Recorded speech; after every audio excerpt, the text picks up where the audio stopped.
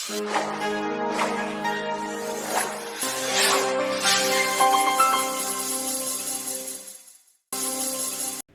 ప్రఖ్యాతిగాంచిన పూరి జగన్నాథుని రథచక్ర యాత్ర అందరికీ తెలిసిందే.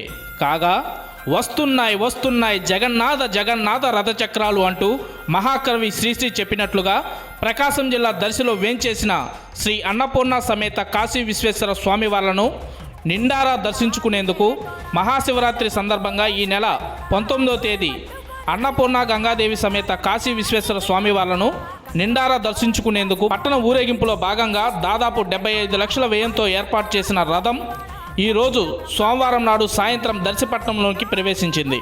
తొలుతగా పొదిల్ రోడ్లోని దద్దాలమ్మ గుడి వద్దకు వచ్చిన రథానికి సంబంధించిన భాగాలను మోసుకొచ్చిన వాహనానికి ఆలయ కమిటీ సభ్యులు, గ్రామ పెద్దలు, మహిళలు స్వాగతం పలికారు. అనంతరం మేళతాళాలతో పురవీధుల గుండా ప్రయాణించి స్థానిక శివాలయం చేరుకున్నారు. పైన మనం ఉద్దేశించినట్లుగా వస్తున్నాయి జగన్నాథ జగన్నాథ రథచక్రాలు అన్నది ప్రఖ్యాతి గాంచినప్పటికీ ఎంతో కష్టపడి నూతనంగా ఏర్పాటు చేసుకున్న మన ఈ రథచక్రాలు దర్శిలో అడుగుపెట్టినందుకు మన దర్శి పట్టణ పేరు ప్రఖ్యాతులు పరిడమిల్లుతాయని ఆ రథానికి స్వాగతం పలికిన వారందరూ తమ తమ ఆనందాన్ని వ్యక్తం చేశారు. ఏది ఏమైనప్పటికీ ఎండోమెంట్కు సంబంధించిన ఈ ప్రముఖ శివాలయంకు ఆలయ కమిటీ చైర్మన్ నారపశెట్టి శివప్రసాద్, శ్రీమతి గోసుల నాగేశ్వరి, శ్రీమతి గుడిపల్లి నాగలక్ష్మి, మేడ వెంకట నాగేశ్వరరావు, సానం వెంకట్రావు ఈ ఆలయానికి ఎన్నో రకాలుగా ఎన్నో విధాలుగా గ్రామస్తుల సహాయ సహకారాలతో ఎంతో అభివృద్ధి చేశారు. అందులో భాగంగా ఈ మహోత్తర నూతన రథోత్సవ కార్యక్రమానికి శ్రీకారం చుట్టి అదే గ్రామస్తుల సహకారంతో ఈ రథాన్ని దాదాపుగా 75 లక్షల వ్యయంతో ఏర్పాటు చేసుకున్నారు.